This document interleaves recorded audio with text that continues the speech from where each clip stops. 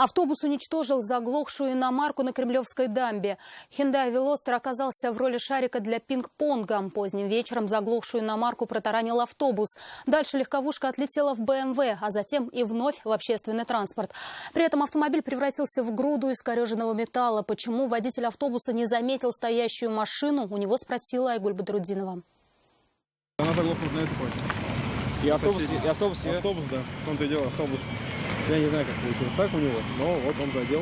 Больше всего в этой аварии пострадал Hyundai. Иномарке досталось со всех сторон, а вот девушка, сидевшая за рулем, избежала серьезных травм. По ее рассказам, машина заглохла рядом с автобусной полосой. Спустя считанные мгновения легковушку протаранил автобус 47-го маршрута. Водитель с 10-летним стажем вождения врезался в автомобиль на скорости 60 км в час.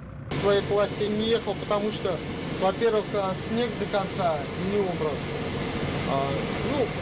Автобус широкий, полоса предназначена ровно вот по ширине автобуса.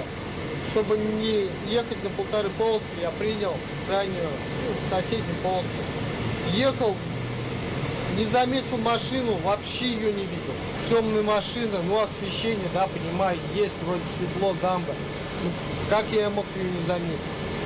Возможно, отвлекся, может, куда-то посмотрел. Как рассказали очевидцы, сразу после остановки девушка включила аварийную сигнализацию, но выставить знак еще не успела. Выйдя она из машины, автобус сбил бы ее. После того, как иномарку снес автобус, она отлетела на BMW, автомобиль развернула, и Hyundai по инерции вновь столкнулся с автобусом. Пассажирам все в порядке, не ушиблось ничего. Там женщина тоже все нормально? Девушка ударилась, но говорит, что все хорошо. То есть, Скорую не вызывали? Скорую нет, нормально. То есть предлагал 2-3 раза скорую. Пассажиры все, слава богу, живы, здоровы, не ушиблось, ничего не ударило. Тот факт, что автобус снес иномарку, его шофер признал, однако мужчина сомневался в том, что у иномарки была включена аварийная сигнализация. В любом случае на эти вопросы ответит запись видеорегистратора, установленного в салоне автобуса. Айгуль Бадруддинова, Айрат Назипов, Наиль Абдуллин, вызов 102.